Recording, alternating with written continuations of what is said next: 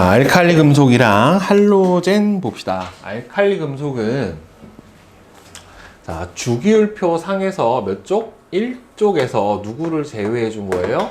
수소를 제외한 나머지 금속 원소들을 알칼리 금속이라고 해요. 선생님이 물론 이제 수소도 아주 특별한 조건에서는 금속성을 띌 수 있기는 하지만 우리가 이제 사는 지구상에서 봤었을 때 수소는 금속은 아니니까 일쪽에서 수소를 제외한 나머지 금속을 알칼리 금속이라고 해요. 그래서 리튬, 나트륨, 칼륨, 루비디움, 세슘, 이런 것들이 바로 알칼리 금속 쪽에 해당이 됩니다. 자, 그래서 알칼리 금속의 특징을 보게 되면은 당연히 뭐예요? 이름 자체가 금속이잖아요. 금속. 그래서 실온에서는 무슨 상태예요? 고체 상태예요.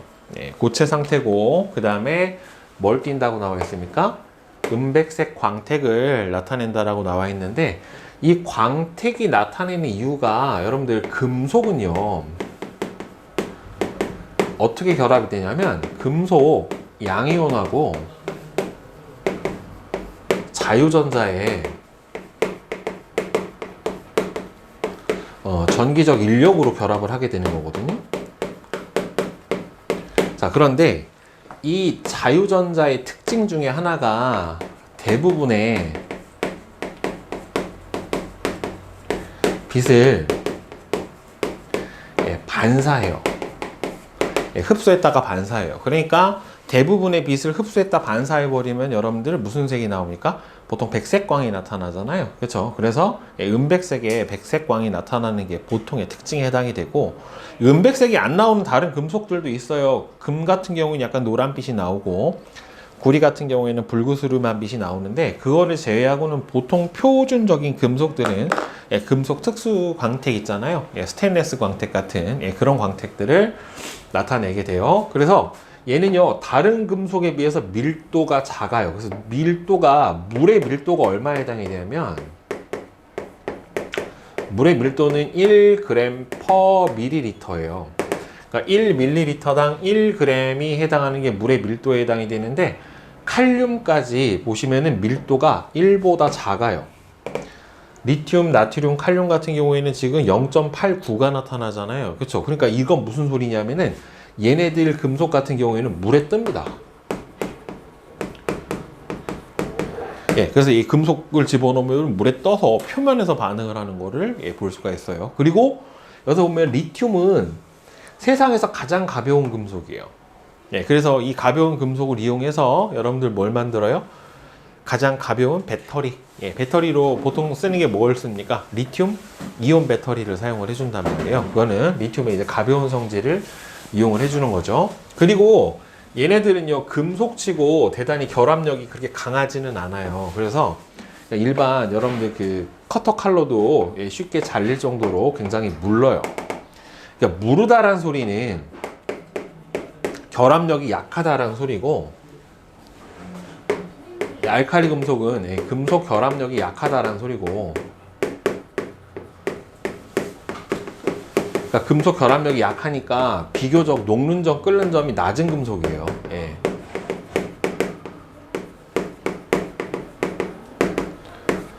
끓는 점이 낮아요.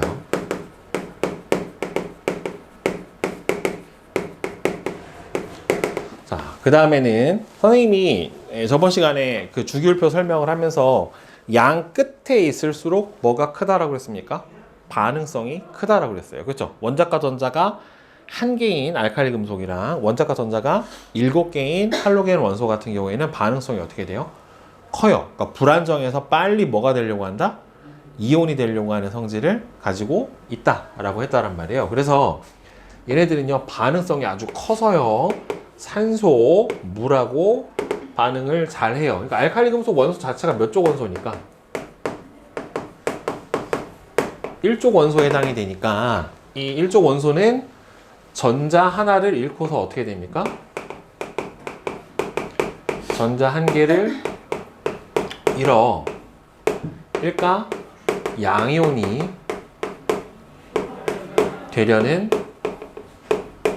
성질이 강하죠. 쉽게 이온이 되려고 한다란 말이에요. 결국에는 자, 그래서 얘네들은 보면은 요 두 반응식은요, 여러분들 외워두시는 게 좋아요. 자, 공기 중에 있는 산소하고 아주 빠르게 반응을 해서 금방 광택을 잃어요. 그리고 이 광택을 잃어버리면은 뭐도 사라져 버리냐면은 전기 전도성도 사라집니다. 광택을 잃어버리면 전기 전도성이 사라져요.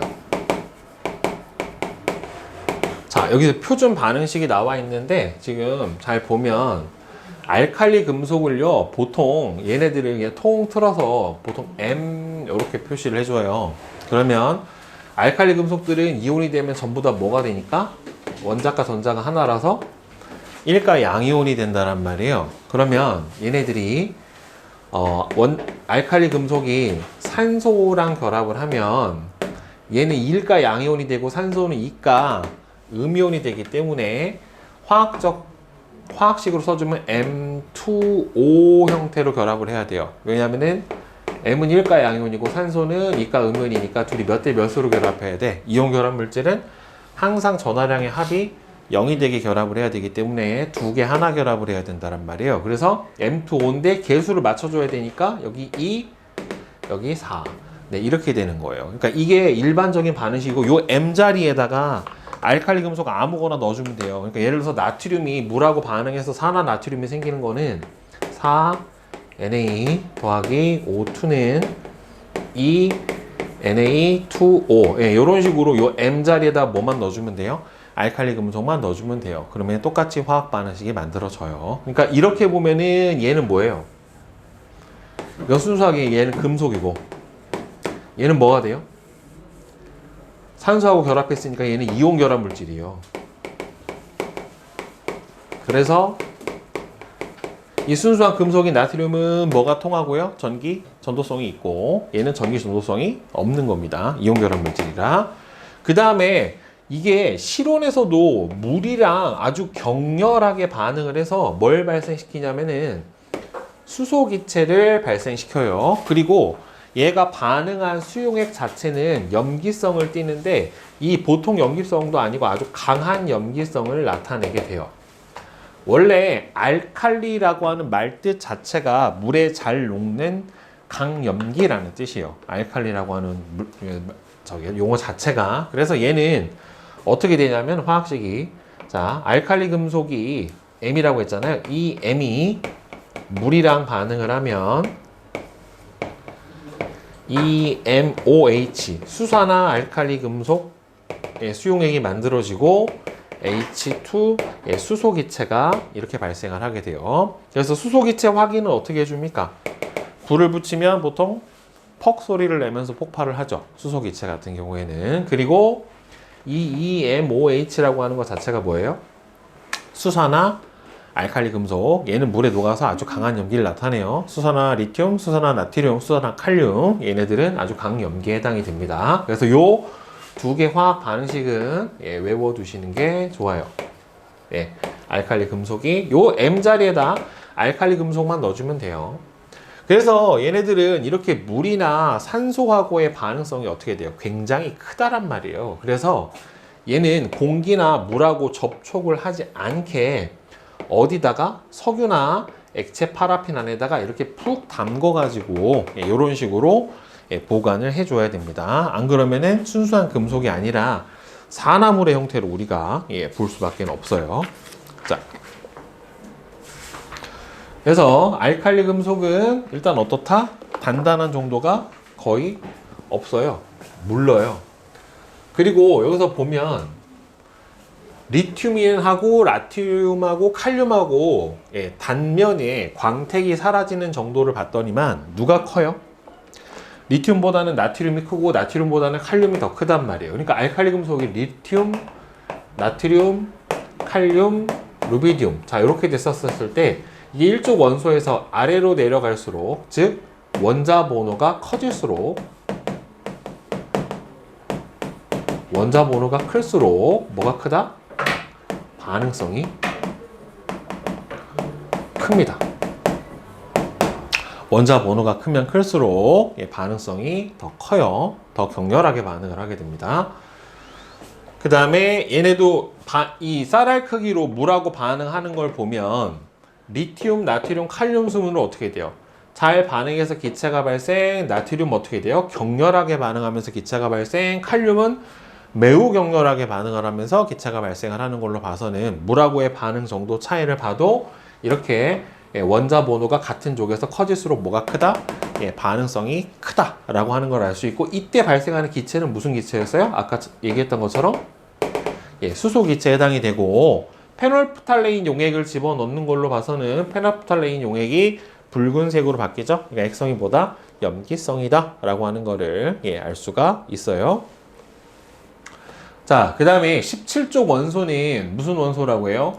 할로젠 원소다 라고 얘기를 합니다. 할로젠이라고 하는 거 말 자체가 이 염을 만드는 물질, 즉 이온 결합 물질을 잘 만드는 물질을 보통 이제 할로젠이라고 얘기를 해줘요. 주기율표에 17쪽에 속하는 비금속 원소고, 비금속 원소 중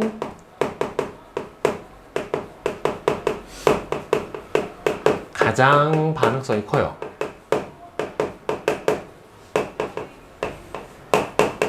금속 원소 중에 가장 반응성이 큰 건 누구? 알칼리 금속. 비금속 중에 가장 반응성이 큰 건 누구? 할로겐 원소. 이렇게 보시면 돼요. 자, 그래서 17쪽에 플로린, 염소, 브로민, 아이오딘. 자, 이렇게 돼 있는데 얘네들은요, 보시면 원자 상태로 존재를 못해요. 반응성이 커서 불안정하기 때문에. 그래서 보통 할로젠 원소는 아까 알칼리 금속은 M이라고 표시한다고 그랬잖아요. 할로젠 원소는 보통 X라고 표시를 해주는데, 보면은 실온에서 두 개의 원자가 결합한 X2 형태의 이원자 분자 형태로 존재를 해요. 그래서 F2, Cl2, Br2, I2 이렇게 분자 상태로 존재를 하는데, 얘네들은 물에는 잘 녹지 않아요. 물에는 잘 녹지 못하고, 대신에 이렇게 이원자 분자 상태로 됐었을 때 특유의 색깔을 나타냅니다. 특유의 색깔을 나타내는데, 플로린 같은 경우 보면은 약간 무슨 색이에요? 옅은 노란색, 담황색이라고 하는 옅은 노란색의 무슨 상태? 기체예요. 염소는 노란색, 예전에는 황록색이라고 했는데 노란색에 가까운 기체. 브로민은 뭐예요? 젓갈색의 액체예요. 비금속 중에 상온에서 액체 상태로 존재하는 유일한 물질, 브로민. 그 다음에 아이오딘은 보라색의 고체 상태로 이렇게 존재를 하게 돼요. 그래서 특유의 색깔을 나타낸다. 그리고 원자 번호가 커질수록 기체, 액체, 고체 상태로 이렇게 존재를 하죠. 그러니까 이 상태에서 보면은 이렇게 되겠죠. 이렇게 아래로 내려오면 내려올수록 뭐가 커진다? 녹는 점, 끓는 점이 커진다 라고 볼 수가 있어요. 얘네들은 분자량이 커지니까. 그 다음에 반응성이 얘도 커요. 그래서 반응성이 비금속 중에서 가장 커서 수소, 알칼리 금속 등 다른 원소하고 직접 잘 반응을 해요. 특히나 얘는 원자과 전자가 7개인 17쪽 원소이기 때문에, 따라서 전자 1개를 얻어 뭐가 되기가 쉬워요? 1가 음이온이 되기가 쉽죠. 그래서 X 마이너스 형태의 이온이 되는 거죠. 그죠? 플로린화 이온, 염화 이온, 브로민화 이온, 아이오딘화 이온, 이런 식으로 다 1가 음이온이 된다란 말이에요. 그죠? 그래서 옥텟을 만들어내는 거죠. 그 다음에 얘네들은 수소하고 반응을 하면, 그러니까 H2 수소 분자랑 X2 할로젠이 반응하면 이 HX라고 해서 할로젠과 수소가 생기는데, 얘네들은 수용액에서 물에 녹아서 산성을 나타내는데, 특히나 HCl이나 HBr이나 HI 같은 경우에는 아주 강산에 해당이 돼요. HF라고 하는 플로린이나 수소가 물에 녹은 건 여러분들 우리가 뭐라고 불러주냐면은 불산이라고 해요. 불산. 그래서 불산, 불소 알죠? 불소. 그죠? 그거랑 비슷해요. 불소는 나트륨이 붙어 있어서 플로르와 나트륨은 불소고요. 그 다음에 저 수소가 붙어 있으면 불산이라고 해요. 근데 쟤는 좀 특이하게 산성은 약한데 약간 유리를 녹이는 성질을 가지고 있어요. 유리를 녹이는 성질을 갖고 있는 게 저 불산입니다. 그 다음에 얘 보면은 반응성이 커서 서로 반응성이 큰 알칼리 금속이랑 직접 격렬하게 반응을 해서요. 생성된 화합물은 물에 잘 녹아요. 그러니까 직접 뭐가 되는 거예요? 염이 되는 거예요. 염. 알칼리 금속하고 직접 반응해서 뭘 만든다? 염을 만들어 냅니다. 알겠죠? 개념 확인 문제 풀이를 해봅시다. 1번.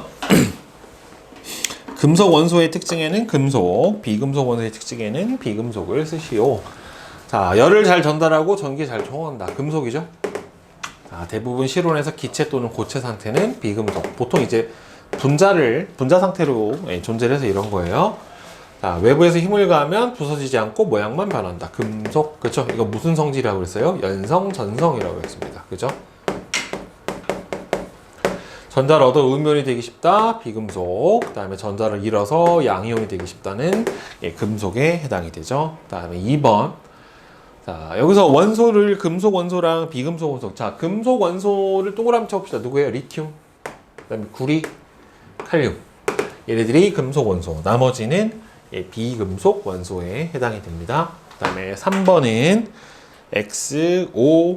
XOXOO죠. 1번하고 3번이 틀렸죠. 가로줄이 죽이고 세로줄이 족이니까 1번이 요게 틀렸고, 화학적 성질이 비슷한 원소들을 같은 세로줄에 배치를 해줘서 무슨 원소라고 불러줬어요?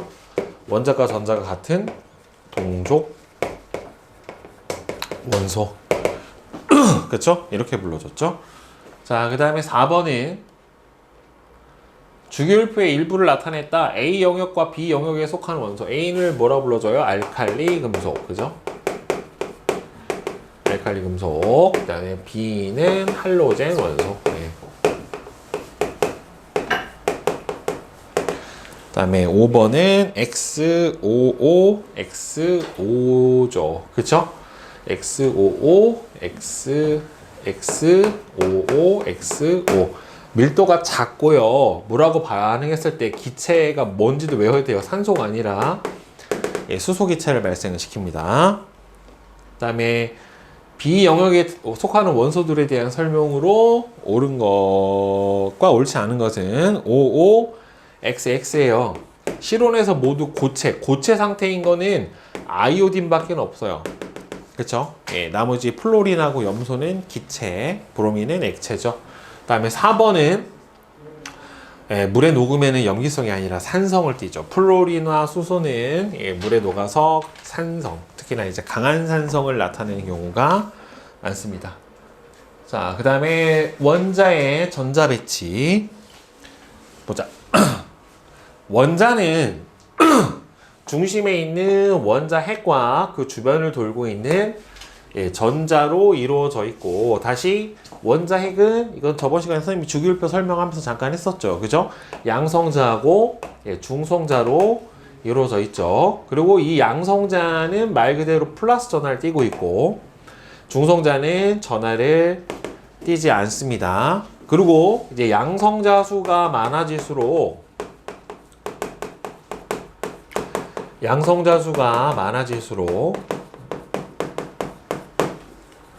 중성자 수도 같이 증가해요.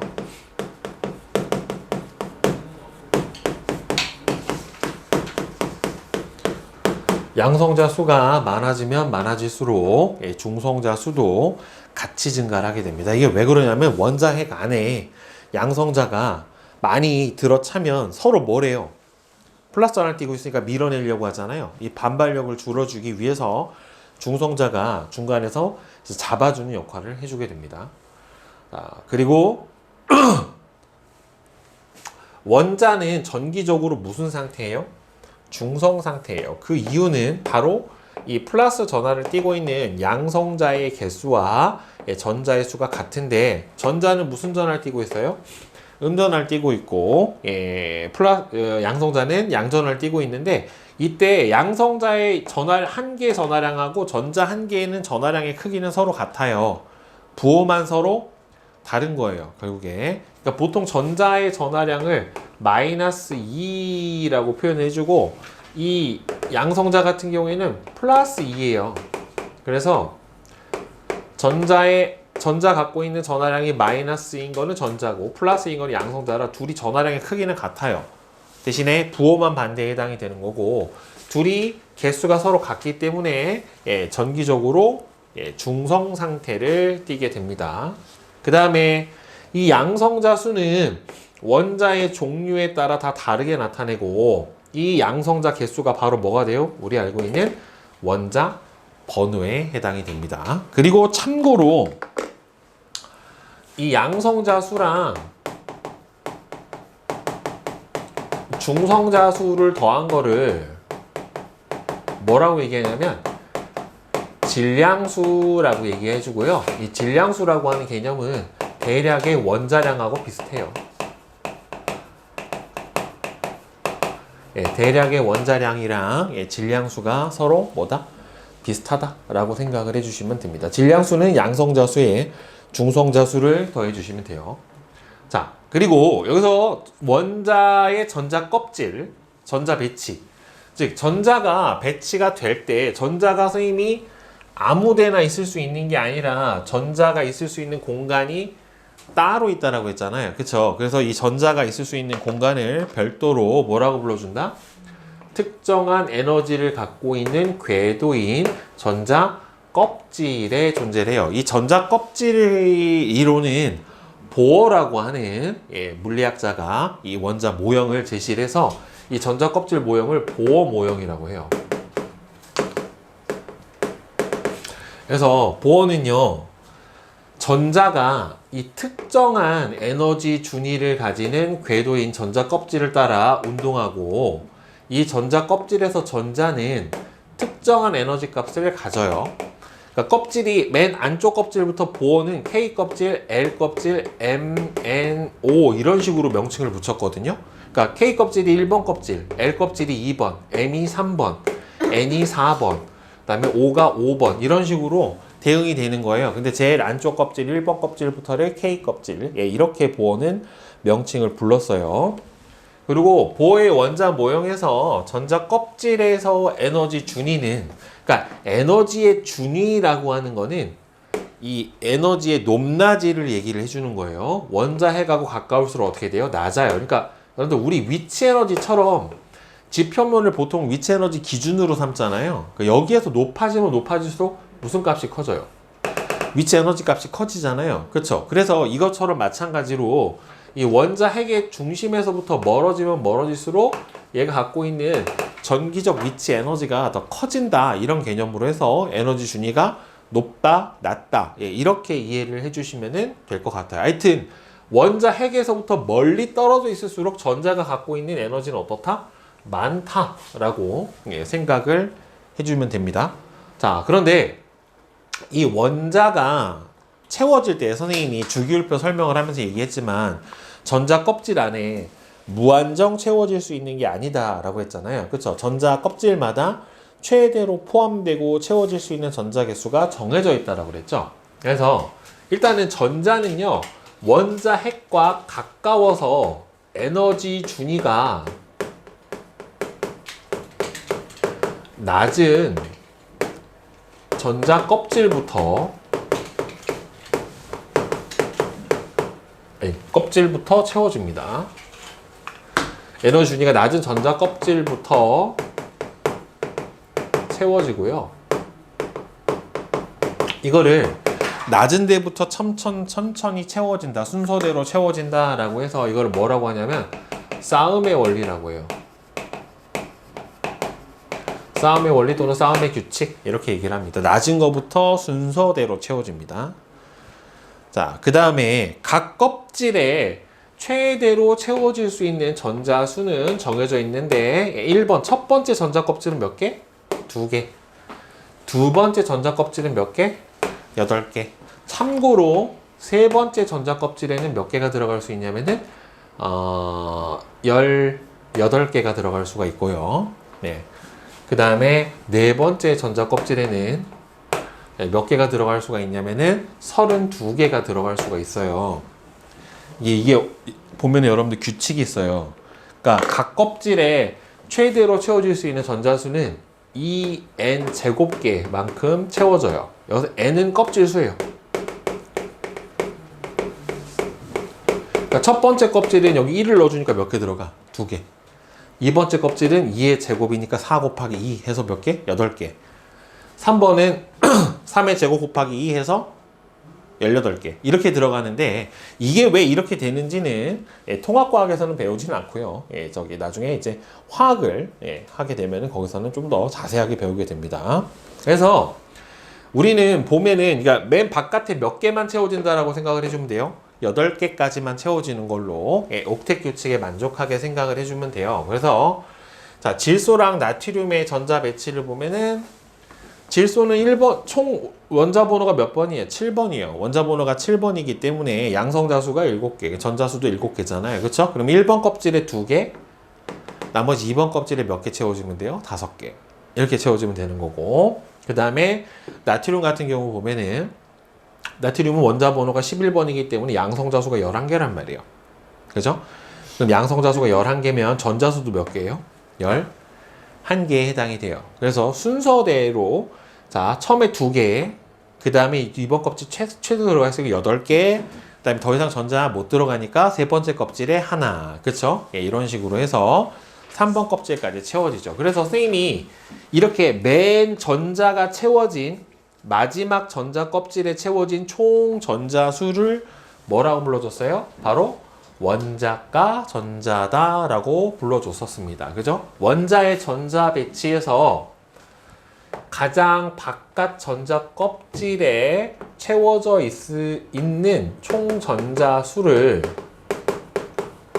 바로 총 전자를 원자가 전자라고 하고, 이 원자가 전자는 뭐에 관여할 수 있어요? 화학 결합에 참여를 할 수 있는 전자를 바로 원자가 전자다라고 얘기를 해요. 근데 선생님이 몇 쪽은 18쪽은 전자 껍질에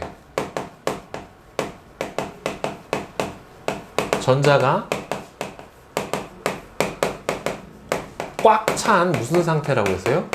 옥텟 상태라고 얘기를 해줬고, 그래서 이 옥텟 상태는 어떻게 돼요? 매우 어떻다? 안정하다라고 얘기를 했잖아요. 그쵸? 매우 안정하기 때문에 전자를 받지도 않고 전자를 어떻게 돼요? 주지도 않는다란 말이에요. 그쵸? 그래서 얘는 이온이 형성이 되지 않아요. 그리고 활성도 없어서 다른 물질하고 결합을 안 해버리기 때문에 선생님이 그래서 그때 뭐라고 그랬어요? 18쪽은 현재 전자 껍질은 어떻게 되어 있지만 꽉 차 있는 상태지만 그 다음에 있는 전자 껍질은 아예 전자가 없는 상태다. 즉 개수로 보면 8개지만 전자가 꽉 차서 즉 화학 결합에 참여할 수 있는 화학 결합에 참여할 수 있는 전자수가 몇 개다? 0개다. 그렇기 때문에 실제로는 원자과 전자수를 몇 개라고 해줘야 된다? 0개라고 얘기를 해줘야 돼요. 8개라고 하면 안 돼요. 그러니까 맨 바깥에 전자는 몇 개 있지만 8개가 있지만 원자과 전자는 몇 개다? 0개다. 알겠죠? 요거 꼭 물어보니까 구분해 주셔야 돼요. 그래서 전자 배치 채워질 때 전자가 최대 포함할 수 있는 전자수가 고정돼 있기 때문에 꽉 차면 그 다음 새 껍질부터 전자가 채워져요. 그러다 보니까 맨 바깥 껍질에 같은 전자 개수를 가지는 원소들이 어떻게 돼요? 계속 출현할 수밖에 없는 거죠. 그죠? 그래서 뭐가 형성이 된다? 주기율이 만들어지게 되는 거다. 그러니까 왜 원자과 전자수가 계속해서 어떻게 돼요? 꽉 차면 다시 새 껍질부터 한 개 채워지고 다시 또 꽉 차면 새 껍질부터 하나 채워지기 때문에 원자과 전자수가 같은 애가 계속해서 반복해서 출현할 수밖에 없어요. 그래서 이 전자 배치상에서 원소의 주기성은 일단은 같은 족 원소, 동족 원소는 세로 줄이죠. 동족 원소는 원자과 전자수가 어떻게 돼요? 전부 다 같아요. 그래서 원자과 전자수는 화학적 성질을 결정을 하니까 화학적 성질이 비슷합니다. 다만 1족에서 누구는 제외다? 수소는 제외다. 그리고 3족부터 12족은 우리가 배우지 않는다라고 했고, 그 다음에 같은 주기 원소는 뭐가 똑같아요? 전자가 맨 마지막 전자가 들어있는 전자 껍질 수만 같은 거고, 얘네들은 화학적 성질이 전혀 같지 않아요. 그냥 전자가 채워지고 있는 껍질 수만 나타나게 됩니다. 자, 그래서 이 원소의 주기성, 즉 주기율이 나타나게 되는 원인은 원자 번호가 증가함에 따라 원소의 이 화학적 성질을 결정하는 원자과 전자의 수가 주기적으로 변하기 때문에, 또는 다르게 표현하면은 주기적으로 원자과 전자가 같은 원소들이 출현을 하기 때문에 결국에는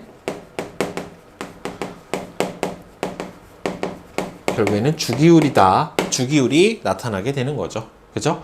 그래서 주기율표에서 보면은 같은 족 원소들은 뭐가 똑같아요? 맨 바깥에 있는 원자과 전자 수가 전부 다 동일하고, 그 다음에 같은 주기에 있는 애들은 전자가 채워지고 있는 전자 껍질이 어떻게 됩니까? 서로 일치를 하게 되는 겁니다. 그래서 요 주기율표의 성질, 그리고 전자 채워지는 과정, 법칙 잘 알아주세요. 자, 개념 확인하기 문제. 자, 1번은 XX5입니다. 그죠? 원자핵은 양성자하고 전자가 아니라 양성자하고 중성자로 되어 있고, 원자를 구성하는 중성자하고 중성자의 수가 아니라 양성자의 수하고 전자가 같죠. 그 다음에 2번은 OX55예요. 자, 이게 왜 틀렸어요? 전자 배치에서 각 전자 껍질에 최대로 채워지는 전자수는 8개다. 왜 1번 껍질은 몇 개예요? 1번 껍질은 2개예요. 그리고 실제로 8개가 채워질 수 있는 거는 몇 번 껍질밖에 없냐면, 아까 선생님이 잠깐 설명했죠. 2번 껍질만 8개예요. 실제로는. 근데 여러분들이 배우기는 그냥 옥텟 규칙 때문에 8개로 배우지만, 실제로 8개가 들어갈 수 있는 건 2번 껍질밖에 없어요. 자, 그 다음에 3번은, 다음은 3주기 13족. 3주기 13족이면은 일단은 전자가 몇 개가 있어야 돼요. 3주기까지 들어가려면은 일단은 몇 개는 다 차야 돼요. 1번 껍질하고 2번 껍질은 전자가 어떻게 돼야 돼요? 다 차야 되죠. 여기까지 해서 몇 개 차고, 10개 차고, 그 다음에 몇 개 더 들어가면 됩니까? 13개가 들어가야 되니까 하나, 둘, 셋 이렇게 들어가면 되죠. 이게 누구예요? 알루미늄에 해당이 되겠죠. 그 다음에 4번. 그리고 원자 X의 전자 배치를 모형으로 나타냈다. 얘를 지금 보면 하나, 둘, 셋, 넷, 다섯, 6개. 원자 번호 몇 번? 6번. 탄소. 원자과 전자수 몇 개? 4개. 몇 족 원소예요? 4족 원소에 해당이 되죠. 양성자 수는 몇 개이고? 6개고, 전자가 들은 전자 껍질 수는 2개이고, 원자과 전자 수는 4개이고, X는 몇 주기? 2주기 14족 원소에 해당이 됩니다. 그 다음에 5번은 A와 B가 같은 값을 가지는 거는, 일단은 둘이 뭐가 똑같아요? 맨 마지막 전자가 들어가 있는 껍질 수가 똑같죠. 그러니까 둘이 무슨 원소라고 하냐면 동주기 원소에 해당이 되겠죠.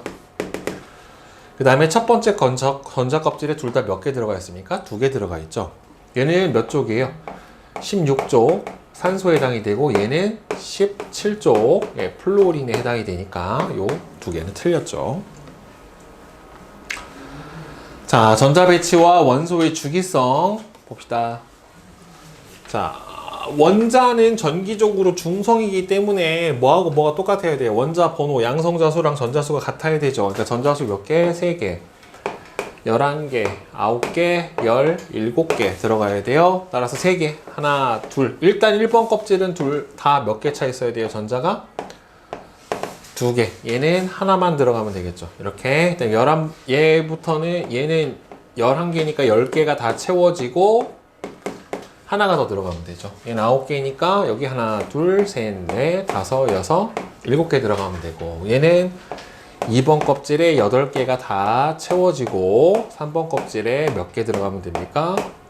이렇게 7개가 들어가 버리면 되겠죠? 따라서 전자가 들어있는 전자 껍질 수 2개, 3개, 2개, 3개. 원자가 전자수 맨 바깥에 있는 전자수만 세주면 되죠. 하나, 그다음에 얘는 7개, 7개 이렇게 되겠죠? 그래서 주기와 족은 몇 주기? 2주기? 1족. 얘는 3주기? 1족. 얘 7쪽이라고 하면 안 돼. 7개는 몇 쪽이에요? 17쪽이에요. 알겠어요? 그러니까 3개부터 13쪽이니까 얘는 2주기 17쪽. 나중에 7쪽이라고 해서 틀린다, 얘 또. 자, 다음에 얘는 3주기 17쪽. 예. 예. 이렇게 들어가 줘야 되겠죠. 그죠? 자, 그 다음에 2번. 화학적 성질이 비슷한 원소. 자. 전자가 들어있는 전자 껍질 수 2개죠. 얘도 이거 하나구나. 얘는 하나, 2개.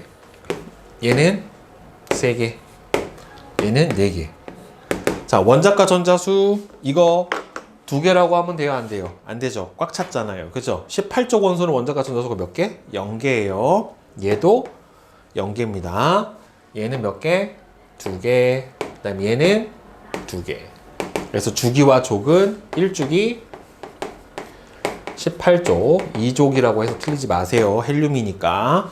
그 다음에 얘는 2주기 18족, 얘는 3주기 2족, 이 녀석은 4주기 2족. 예, 이렇게 되겠죠? 자, 그 다음에 내신 만점 문제 1번에 5번, 2번에 2번, 3번에 1, 4번은 5, 5번에 4, 6번에 3, 7번에 5, 8번에 3, 9번에 1, 10번에 3, 11에 1, 그 다음에 12번 보자. 그림은 주기율표의 일부를 나타냈대요. A부터 F는 임의의 원소 기호다. 자, A는 누구예요? 예, 헬륨이죠. B는 리튬, 베릴륨, C는 질소, D는 나트륨, E는 마그네슘, 얘는 황. 이렇게 될 거예요. 자, 금속 원소는 여기서 몇 개? 총 몇 개예요? 금속 원소. 선생님이 1쪽부터 몇 쪽이 13쪽까지가 뭐라고 했습니까? 1쪽, 금속 원소라고 했죠? 따라서 몇 가지? 3가지죠? 누구? B, D, E. 3주기 원소는 하나, 둘, 3가지죠. D, E, F. 화학적 성질이 비슷한 원소는 여기서 같은 족에 있는 누구예요? 2족. 그죠? 2가지에 해당이 되겠죠? 그래서 B하고 E. 따라서 다 더해주면 8이 되겠죠. 그 다음에 13에 5. 그 다음에 14번은 A부터 D의 전자 배치를 모형으로 나타냈다. A는 이제 수소, B는 리튬, C는 9번이니까 플로린, D는 11번이니까 나트륨. 이렇게 돼요.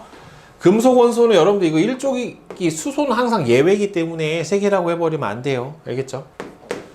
A부터 D 중 원자과 전자수는 C가 제일 크죠. 그렇죠? 7개로. A2와 C2가 반응을 하면 H2하고 F2가 반응을 해서 생성된 물질은 플로린과 수소가 되죠. 선생님이 물에 녹이면 할로젠과 수소는 수용액이 뭐가 된다? 산성이 된다 라고 얘기를 했습니다. 맞아요. 그 다음에 15번 서술형 문제. 다음은 리튬의 성질을 확인하는 실험이에요. 리튬을 잘랐더니 단면의 광택이 사라졌다. 이거 누구랑 반응한 거예요? 공기 중에 산소와 반응을 한 거죠. 물이 담긴 비커에 페놀프탈레인 용액을 넣고 용액을 떨어뜨린 후 리튬 조각을 넣었더니만 기체가 발생을 했어요. 이건 물과 알칼리 금속이 반응하면은 수소 기체가 발생을 하고 페놀프탈레인 용액은 염기성을 띌 테니까 붉은색을 나타낼 거란 말이에요. 따라서 수용액의 색이 어떻게 변할지 예측한다? 붉은색. 그 이유는 이게 화학식을 써줘 버리면 제일 정확하겠죠. 리튬이 누구랑 반응을 하면?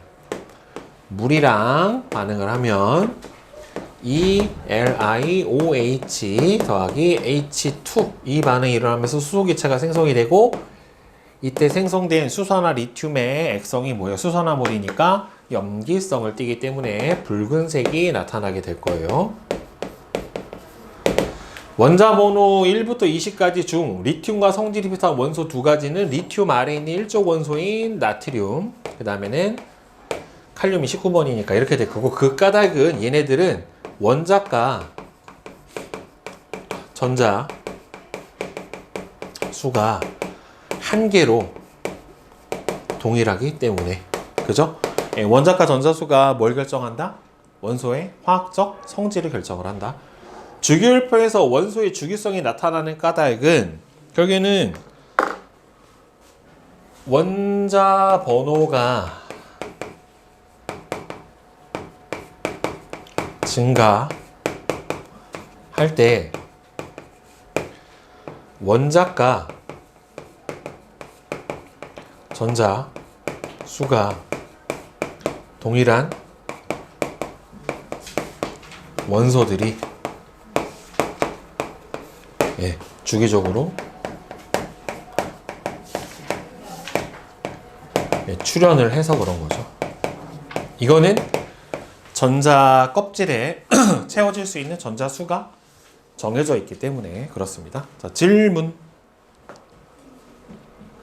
16번까지 질문 없어요?